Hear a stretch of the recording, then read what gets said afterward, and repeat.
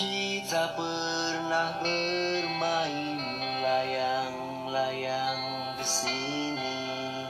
Rambutmu yang tersibak angin adalah benangnya. Aku ulur kau biar terbang.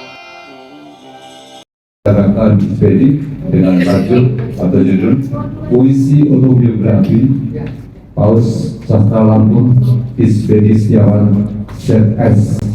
ZS mungkin orang boleh bertanya, ternyata ini adalah Zakirin mana? Pakai itu kan? Ya. ZS adalah Zakirin Senet, ya. Siapakah Zakirin Senet? Itu adalah bapaknya dari Fedi Setiawan. Jadi dia dalam bervisi membawa bapaknya seperti itu kan, tapi disingkat. Dan itu sudah menjadi paus.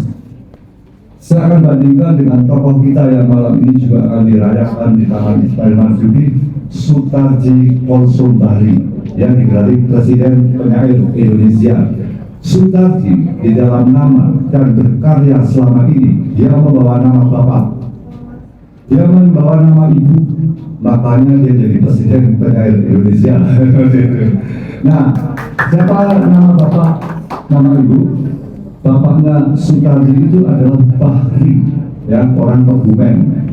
Itu orang Kebumen, kampungnya mirip, cuma kemudian merantau di Riau, seperti itu. Nah, Sutarji membawa nama ibunya, siapa itu? Adalah Olsum. Jadi namanya aslinya ya Sutarji aja.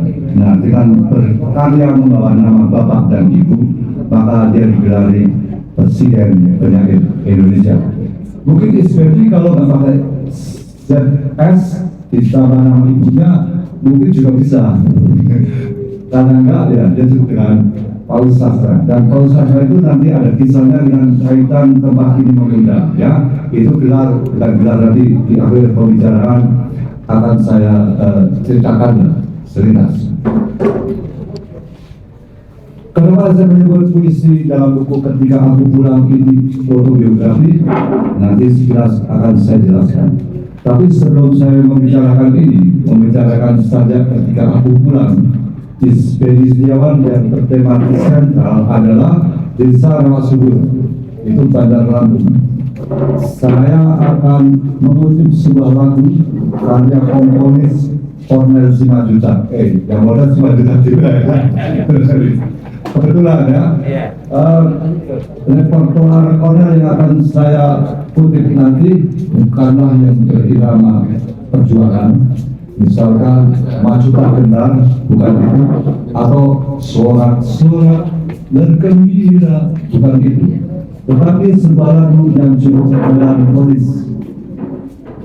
Lagu yang melankolis dari Cornel Simanjuntak itu apa? Mungkin Anda juga sudah hafal, mungkin Anda juga pernah bernyanyi, mungkin Anda juga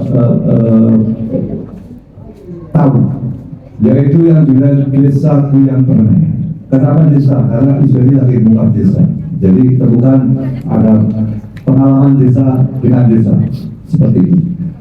Izinkan sejenak saya akan berkapela sedikit untuk menyanyikan lagu Desaku Yang Pernah, yang nanti ada kaitan dengan Desa Rawa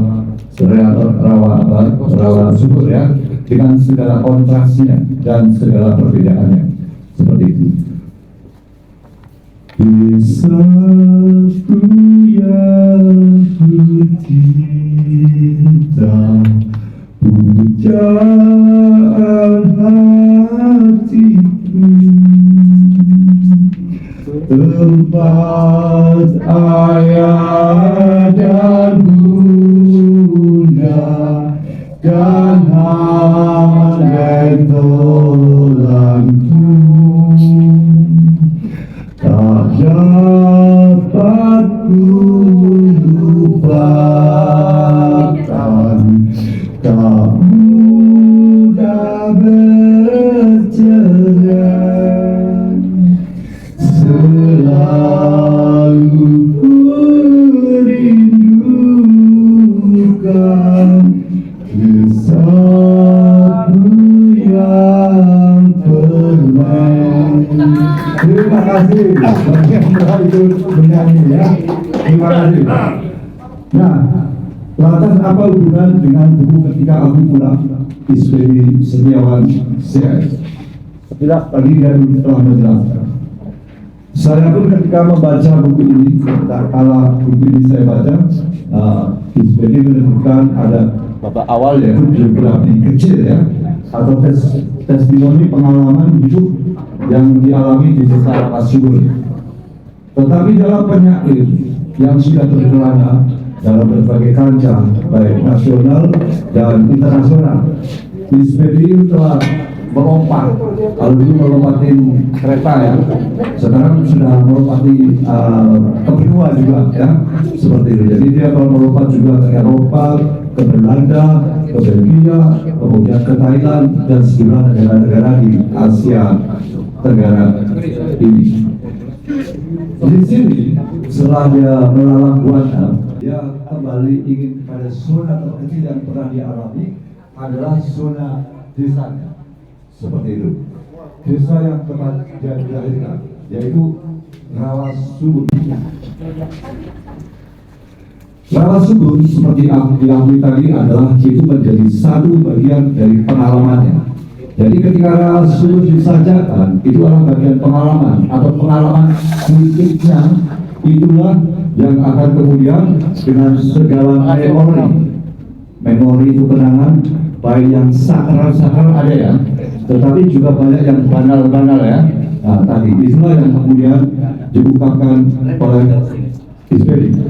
Lalu ini untuk kembali kepada wilayah zona desa itu memang dimulai ketika usia berkepala 6, seperti itu. Berkepala 6 ternyata itu bagian dari jelajah kepenyairan dari Isbedi. Seorang penyair di Indonesia yang perlu dicatat, dia telah memiliki buku puisi kumpulan tunggal sebanyak 40 lebih. Bayangkan, 40 buku kumpulan saja. Boleh ditepuk tangan ini. Karena akhirnya cuma berapa? 40 ya. Kalau kumpulan cerpennya, kalau saya nggak salah itu jumlahnya 13, termasuk ada cerpen anak-anak, betul ya? Dan tetapi dia juga punya buku proses kreatif. Nah, itulah seorang yang telah mencurahkan berbagai tema dan juga berbagai gaya dalam 40 lebih judul kumpulan puisi. Dia ingin kembali pada titik awal, yaitu wilayah desa, tempat di mana dia dilahirkan. Dan itu adalah menjadi wilayah yang tidak pernah dilupakan, ya, betul ya? Ya. Nah, Isbedi ini seperti saya bilang telah melalang buana kemana-mana. Dari 40 judul kumpulan puisinya, dia juga banyak menulis puisi dengan tema kota. Kota-kota. Jadi memang dia kalau mendatangi kota, dia adalah seorang penanda. Selalu dia tandai kota itu apa, menandainya itulah nanti kemudian akan lahir dengan referensi, dengan pengalaman atau momen tertentu menjadi sadar. Dalam karyanya, Isbedi menulis buku dengan judul kota itu lebih daripada 5. Saya akan sebutkan, satu adalah buku yang berjudul Kota Cahaya. Ini buku yang diterbitkan oleh Grasindo ya, oleh Grasindo dengan editornya Pak Yusuf Enestel seperti itu. Dia juga mengawali dengan kumpulan puisi berjudul Kota Kembar, yaitu Bandar Lampung itu memang kota kembar, lalu betul dengan Tanjung Karang ya, seperti itu. Dia masih suka juga memberi judul kota. Kemudian Kita dan Malam itu salah satu judulnya. Kemudian dia masih membuat judul bukunya Menuju Kota Lama. Itu antara yang berkota. Yang lain judulnya ada yang berkaitan dengan pohon, ada yang berkaitan dengan nama, bahkan nama anaknya ya, Adelia ya. Kemudian ada yang berkaitan dengan kunang-kunang, ada yang berkaitan dengan alun-alun, ada yang berkaitan dengan anjing, yaitu kumpulan puisinya judulnya Anjing Dini Hari. Kemudian ada juga Melipat Petang dalam Kain Ibu. Kemudian ada juga lukisan ombak, karena memang dia anak pantai juga ya. Jadi dia tahu seperti apa lukisan ombak. Kemudian karena dia juga orang yang suka di jalan, tentu tahu angin ya, maka dia bikin menampar angin seperti itu. Nah, kenapa dia kembali kepada wilayah terkecilnya, yaitu desa? Dia ingin menandai. Saya tadi mengutip lirik lagu Cornel Simanjuntak, komponis. Jadi Cornel itu komponis, tetapi komponis yang banyak menyanyikan atau mengangkat puisi, khususnya puisi-puisi generasi pujangga baru, menjadi komposisi musik. Itulah Cornel Simanjuntak. Apa? Tahun 37 dia sudah mengangkat puisi-puisi Sanusi Pane menjadi sebuah lagu, antara lain judulnya Oh Angin dan sebagainya. Tetapi dia juga mengangkat puisinya Usmar Ismail yang sekarang menjadi bapak film di Indonesia, yaitu Citra. Maka kalau ada piala Citra dalam film, itu adalah puisi dari Usmar Ismail yang kemudian menjadi lagu yang dibikin oleh Cornel Simanjuntak seperti itu. Nah, apa yang digambarkan komponis tentu berbeda dengan digambarkan oleh penyair nantinya seperti itu. Jadi kalau komponis, maka dia akan mencari komposisi suara yang kemudian dipadukan dengan lirik dan sebagainya. Kalau penyair, dia akan mencari komposisi dari olah kata, kemudian dari diksi, kemudian dari metafora dan imajinasi. Walaupun dalam pencarian itu pasti juga ada irama dan rima. Agar apa? Agar karya puisinya juga punya bermusik ibaratnya ya, seperti itu. Nah, beda yang lainnya adalah pada lagu Desaku Yang Ku Cinta itu adalah desa yang permen, desa yang indah, yang ada berkaitan dengan mungkin keluarga, ayah, bunda, ande, tolan, mungkin alam yang indah atau suasana yang indah. Dan pada Ispedi, desa Ispedi adalah desa sebaliknya daripada yang permen, yaitu desa yang kalah dikatakan kasar, desa yang penuh dengan gemuruh karena di situ dilewati suara kereta, desa yang kemudian kadang-kadang nyawa manusianya bisa tidak aman, ya seperti itu. Jadi ada kontras, ada hal yang berbeda. Nah, yang irama yang berbeda, pengalaman yang berbeda dari Ispedilah itulah yang kemudian diekspresikan menjadi bukunya yang berjudul Ketika Aku Pulang.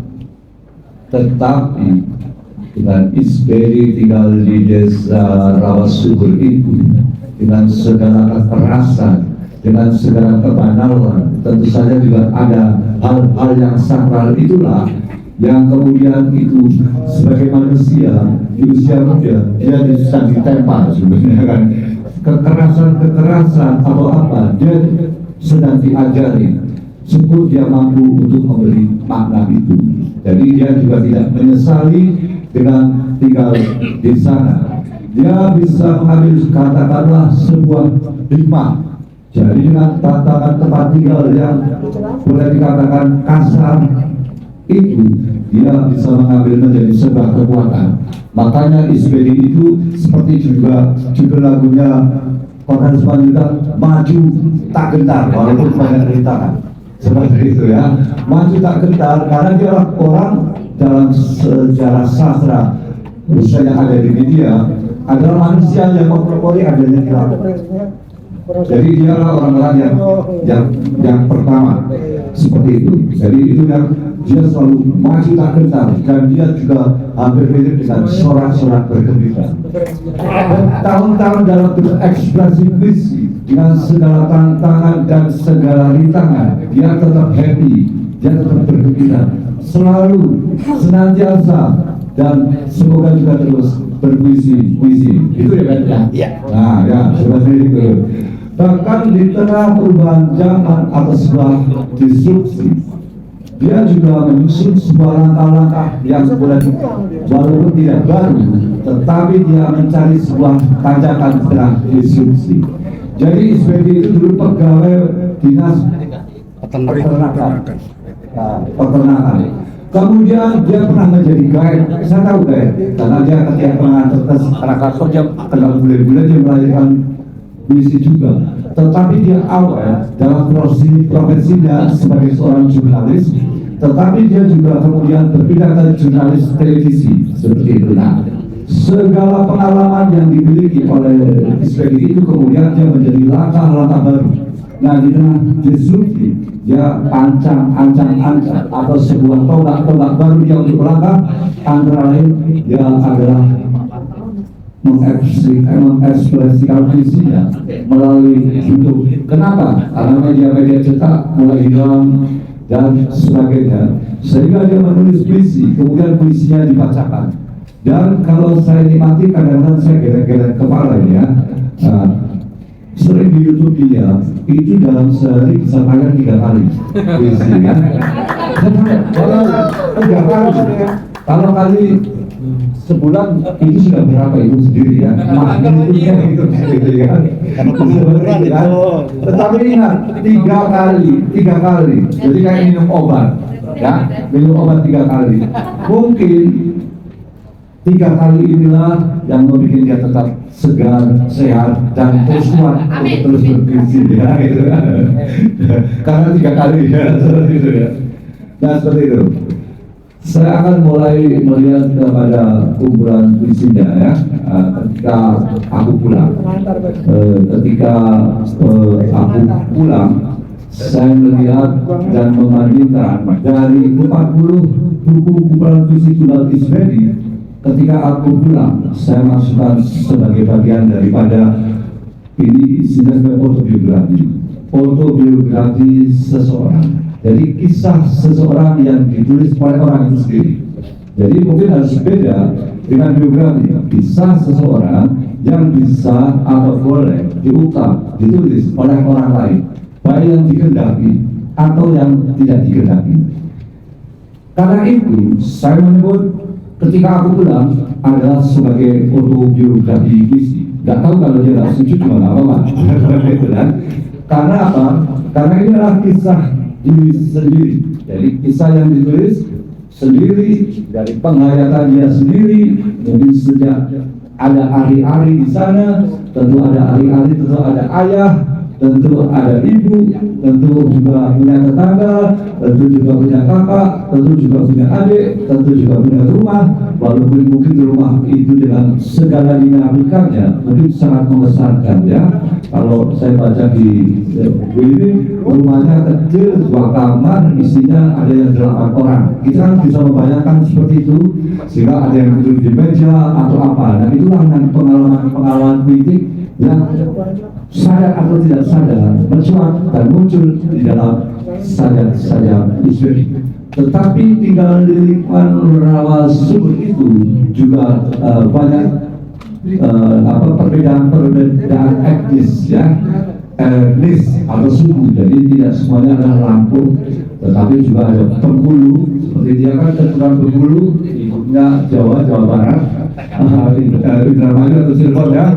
Jadi kemudian dia harus bertemu dengan etnis-etnis yang lain, Sunda, Jawa, Padang dan sebagainya. Itu adalah nanti bagian dari pengalaman-pengalaman widikannya yang dia alami, diajari, dan juga telah diekspresikan di dalam sebuah karya.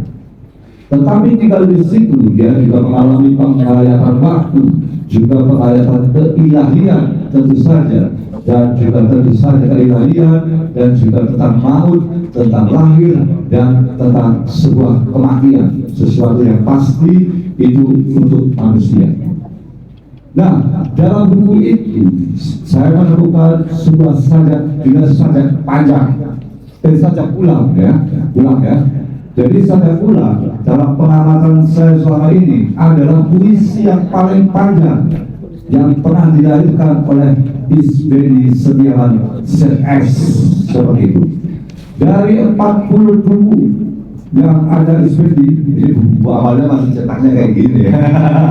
Nyimpen. Iya, dia aja udah nggak punya dia. Tadi saya tanya, punya nggak? Nah, bukan gitu. Syukurlah dia bilang gitu. Seperti itu. Nah, dari 40 buku ini ini ada puisi pula, ini adalah puisi autobiografi yang terpanjang selama Isbedi lebih dari sekian minggu atau 40 tahun berpuisi. Panjangnya seperti apa? Panjangnya adalah dengan menggunakan nomor urut yang kalau tidak salah 52 ya, 52. Nah, selama ini Isbedi memang menulis saja yang cukup pendek, kata-kata satu halaman kalau formatnya majalah ya, atau paling banyak 1,5 halaman. 55 pulang tuh. Ya, 55 ya. Oh ya, 55 serial ternyata. Jadi sangat panjang. Bayangkan aja ya. Tetapi dia juga pernah menulis sajak yang agak panjang ya. Saya bacakan sajak yang agak panjang itu adalah misalkan Anjing Dini Hari, itu termasuk panjang karena 18 bait bagi Isbedi itu ada dalam buku yang judulnya Anjing Dini Hari ya, seperti itu. Kemudian ada di alun-alun itu ada Alia, kupu-kupu dan pelangi. Itu juga termasuk sajak yang saya nilai cukup panjang, ada serialnya, cuma serialnya tidak sampai 52. Kemudian ada sajak juga yang pernah memenangkan satu lomba, ya lombanya aku lupa ya, tapi sekitar tahun 17 ya, yaitu yang berjudul Cimanuk, burung-burung kita telah pergi. Nah itu yang kemudian dimuat di dalam bukunya Kota Kita dan Malam. Nah, ulang itu terdiri dari 55 serial ya, atau sampai nomor 55 itu. Dari bagian 1, 2, dia memang mengekspresikan tentang asal yang dilahirkan, yaitu tentu saja ada ayah, tentu saja ada ibu. Nah, itu bisa dijadikan sebagai tonggak awalnya untuk mengurai atau mengekspresikan sebuah desa yang disebut rawa subur, seperti itu. Di dalam buku ini berbagai pengalaman itu ditumpahkan, dilukiskan bagaimana keluarga, bagaimana ayah yang bernama Zakirin Smith itu ya, yang dari Bengkulu, dan ibunya yang bernama Rafina dari Cirebon. Kisah-kisah kecil, rumah kecil yang nyempil di pikiran kereta ya, kalau dia sebut kira-kira 13 meter dari itu. Kemudian kisah ibunya yang kenal, tadi juga kita dengar sendiri kan, ganja itu kan, dan itu masih serem-serem. Tetapi dia bisa sadar, ternyata bukan hanya puisi, tetapi disadarkan oleh seorang dara, ya. Seorang dara yang kemudian dipertemukan kepada ibunya, kemudian ibunya memberi nasihat untuk pernikahan, kemudian bisa dia berubah dari kebenarannya, dan kemudian dia menuju sebuah jalan yang nanti ada jalan visi ini. Itu salah satu dari Isbedi Setiawan. Dari puisi panjang judulnya Ulang ini, ibu juga ayah itu menjadi tema yang sangat dominan. Jadi saya melihat misalkan nomor 6, nomor 7, 10, 16, 17, 23, juga 25, 26, 27, 28, 29 sampai 33 yang mengungkapkan tentang pulang dengan perjumpaan kepada orang, yaitu orang tuanya sendiri, yaitu tadi disebut Zakirin Smith CS yang namanya dikenakan pada setiap Isbedi berkarya, seperti itu. Dari Aku Pulang ini saya melihat visi-visi untuk ibu dominan. Nampaknya anak yang lahir di tempat yang kasar, tempat yang penuh kekerasan, ini dengan naluri batin, suara nurani yang begitu lembut bahwa dia menyayangi ibundanya, seperti itu ya. Jadi kalau saya lihat visinya selalu ada ibu, itu terus berlalu dalam karya-karya Isbedi Setiawan ini. Ibu selalu dinyanyikan, ya, seperti itu. Nanti tanya alasannya apa, kenapa ibu-ibu, ya, seperti itu. Padahal dia bukan anak mami yang hidup di dalam, di tengah pergolakan antara kekerasan dan tapi juga dengan kelebutan. Nah, puisi ibu yang ada ketika aku pulang, ketika saya baca, kemudian saya bandingkan, nanti saya menggunakan tentang apakah ada getaran enggak. Jadi untuk menjelaskan puisi itu punya sebuah kenikmatan, saya menggunakan ada kata getaran. Ya.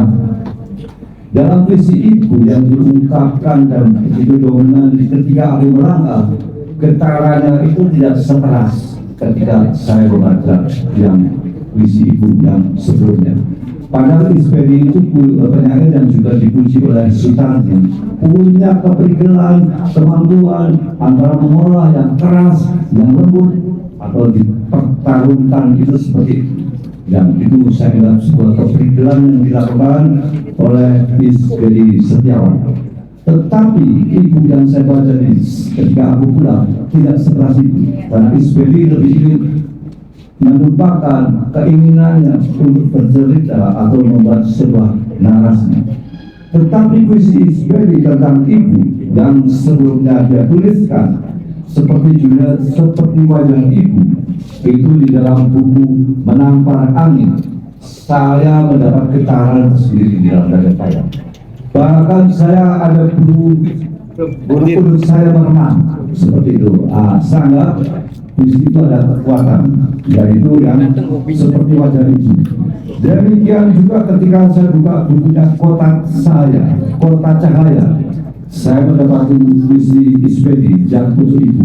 Saatnya aku mengerti, bulu-bulu di tangan saya ini agak berdiri sedikit, seperti itu. Kemudian berlanjut kepada sajak mata ibu, sungai bungsu. Bayangkan ibu dan anak bungsunya dididikan dengan imajinasi sungai. Anda bisa bayangkan sungai itu kan sesuatu yang mengalir ya, entah kencang, entah bersih, bening, atau kemudian tohor dan sebagainya. Nah itu pasti saya mengalami sebuah kejutan seperti itu. Nah, dari Ispedi Setiawan yang telah melahirkan autobiografi puisi mengenal desa kelahiran, tetap pantas untuk saya catat. Saya kembangkan menjadi tantangan. Ini adalah variasi kreatif. Kenapa variasi kreatif? Karena Ispedi dari 40 buku dia telah mengambil tema-tema kota-kota, tadi kan?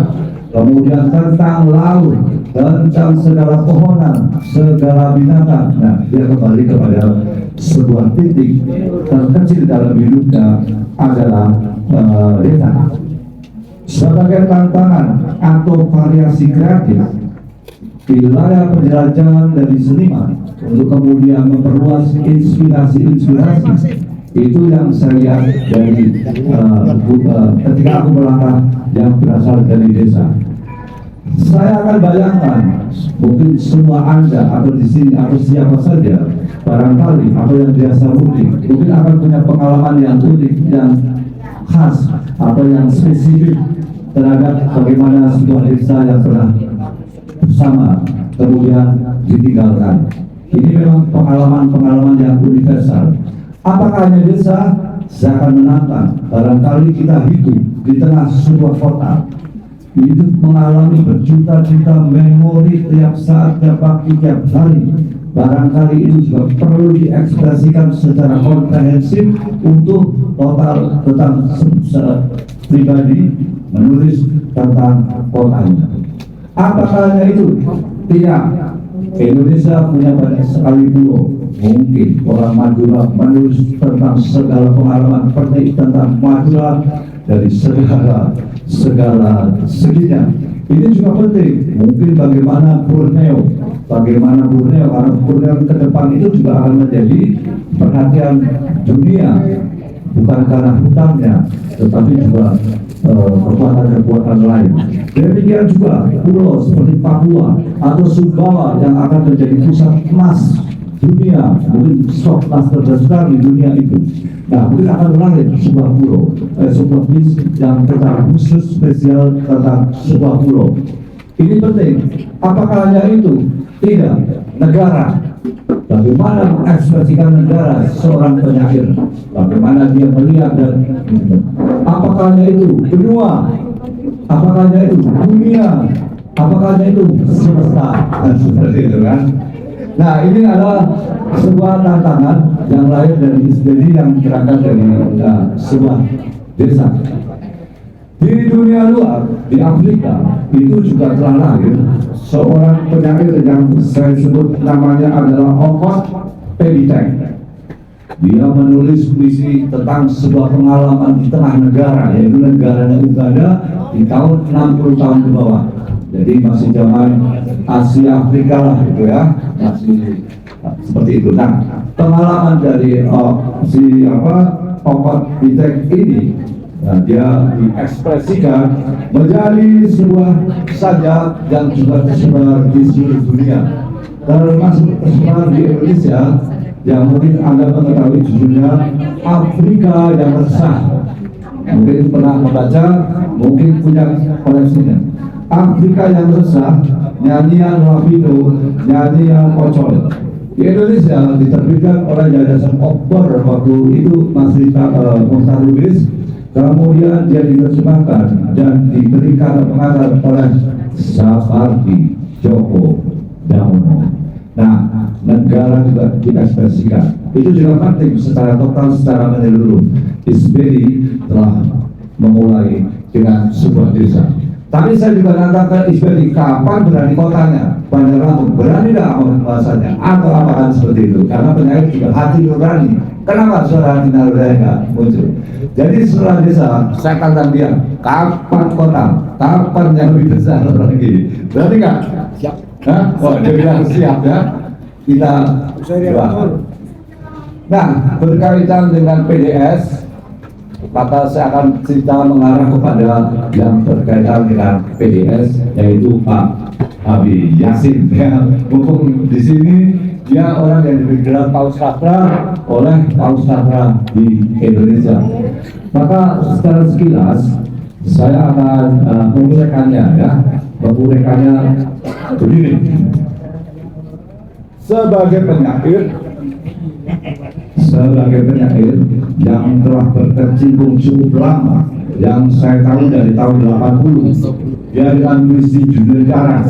Saya tadi tanyakan, Mas ini kan kamu kumpulan saja pertama, Darah, baru dia ketawa. Punya enggak? Kayaknya udah enggak punya kan, kumpulan puisinya. Alhamdulillah saya ada. Dapat dari mana? Ya, mungkin enggak tahu lah ya. Tapi saya ada.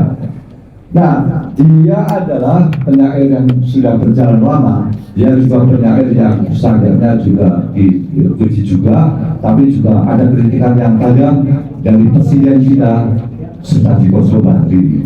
Tetapi dia punya ketegaran, bisa mengolah imajinasi dengan diksi yang kemudian bisa menyadar orang juga, atau melihat ada sebuah kesegaran.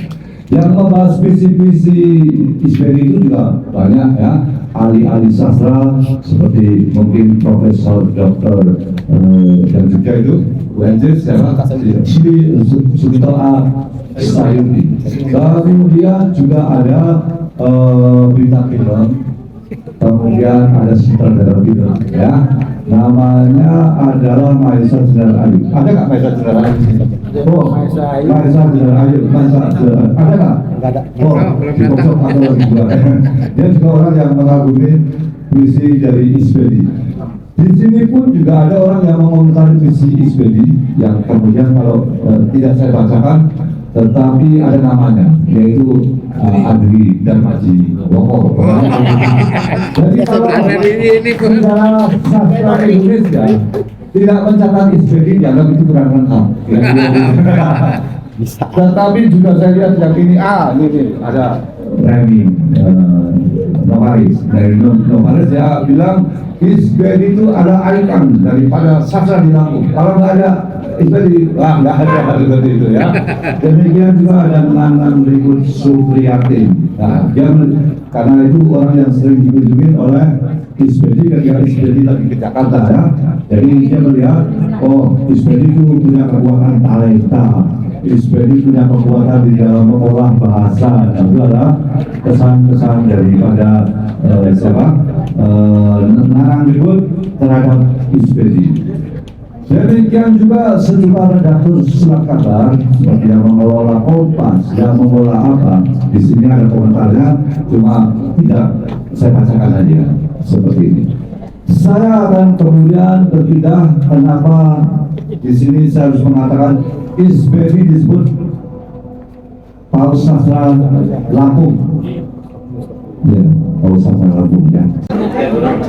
Kenapa ISBEDI Setiawan yang sekarang meninggal juga disebut Paus Sastra Lampung?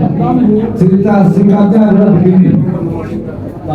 Di Lampung tahun 70-an, kalau kita periksa semua media yang ada di surat kabar, saya periksa di Perpustakaan Nasional, saya periksa di Abi Yasin semuanya, itu tahun 70-an belum ada orang pemuda anak muda yang menulis puisi di koran, belum ada. Tahun 76 saya menemukan ada seorang yang lahir di Lampung, namanya Iwan Frigolen. Tetapi setelah saya baca, Iwan Frigolen itu adalah di Lampung, tetapi berdomisili di Jakarta. Tepatnya Iwan Frigolen itu punya kumpulan puisi Judulnya Laut, diterbitkan oleh Yayasan Indonesia tahun 76. Kemudian Iwan Frigolen adalah dosen Fakultas Sastra jurusan Cina. Hanya lahir di Lampung, tetapi tinggal di Jakarta. Nah, kapan karya dari Lampung itu muncul? Yaitu di sekitar tahun 79, yaitu di harian Suara Karya. Tepatnya Suara Karya hari Sabtu dan Suara Karya hari Minggu yang disebut SKM. Di situ yang muncul adalah Nasaruddin M. Syed. Gak lama disusun oleh ISBEDI. Nah, ISBEDI kemudian melangkah. ISBEDI kemudian karyanya merajalela. ISBEDI menerbitkan sejumlah kumpulan puisi dari tahun 91, 93, 94, ada Kalwat, ada Laut dan sebagainya. Singkat kata, di tahun 85-86, anak-anak Lampung yang sekolahnya di Pulau Jawa itu pulang juga. Dari Yogyakarta ada Dadang Ruhyat, kemudian di Yogyakarta ada Emil Prahana, di Yogyakarta ada namanya Hendra Zek, mereka pulang ke Lampung. Di Bandung ada nama Iwan Nurjaya Jafar ya, yang kemudian kuliahnya selesai di Lampung, yang mengelolanya dia namanya Tam. Seperti itu. Demikian juga orang Lampung yang di Jakarta sudah Putra, dia pulang kemudian. Maka Lampung menjadi kian ramai aktivitas ISBEDI itu. Selain bekerja di media, dia siang malam berpuisi, tetapi dia juga memimpin organisasi, dia juga mengkoordinir kadang-kadang sebagai redaktur menerbitkan buku puisi yang masih kayak gini ya. Dengan ketika 1987 ada forum penyair di Indonesia, orang Lampung banyak sekali kalau nggak 100 orang. Efek dari itu besar sekali, dan di Lampung pada era itu memang banyak sekali kemudian media Jakarta yang menerbitkan korannya di Lampung. Dengan aktivitas dan kesibukan dan karya ISBEDI yang melimpah inilah, suatu hari pemilik PDS Abi Yasin, PDS yang bernama Pak Abi Yasin itu membuat ulasan. Ulasan itu adalah mengamati media yang ada di Lampung dalam kaitan cetak. Pak Abi Yasin itu menulisnya di bulan Februari tahun 1989. Sudah pada lahir ya? Atau mungkin ada yang belum lahir ya? Gua udah lupa. Disitulah kemudian dalam satu kata dia membaptis ISBEDI Setiawan adalah Paus Sastra Lampung. Sejak itu ISBEDI sampai sekarang digelari Paus Sastra Lampung. Saya pernah bertanya karena tahun 89 itu 92 ke Pak Yasin, Pak, kenapa yang digelari dari Lampung? Kenapa di Bekasi nggak ada Paus Sastra Bekasi? Kenapa yang di Depok nggak ada Paus Sastra? Kenapa ini nggak jadi Paus Sastra Jakarta atau di Surabaya atau di Bali? Kenapa? Gitu. Jadi Pak Yasin tidak menjawab. Jadi kalau paus saka itu hanya diberikan kepada Isbedi yang dari Lampung, ya itu cuma ujungnya dia. Keberuntungan aja, karena sedang ada paus saka yang lain seperti itu ya. Jadi mungkin kalau Mas Adi bisa ada paus saka Depok, Budi paus saka Bekasi ya. Karena hanya Isbedi aja, itulah kisahnya ya. Seperti itu. Jadi pada bulan Februari tahun 89 di majalah Horizon, silakan dicek ya, majalahnya ada di situ juga. Terima kasih. Oke, terima kasih Mas Arif. Mas, ya.